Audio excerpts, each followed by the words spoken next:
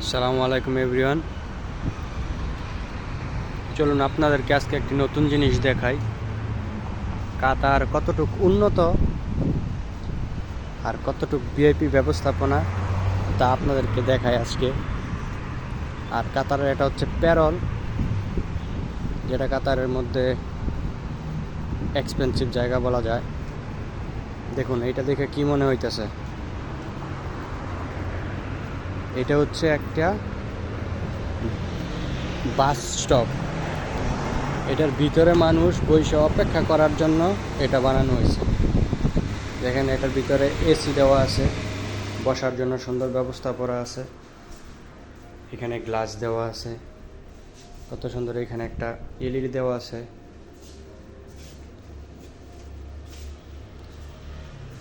এটা হচ্ছে শুধু বাস স্টপের জন্য, যারা দাঁড়াইবে এখানে অপেক্ষা করবে, এই যে এখানে এসে বাস থামবে, যারা অপেক্ষা করবে তারা এটার ভিতরে অপেক্ষা করতে পারবে, যাতে গরমে ওরা কষ্ট না করে।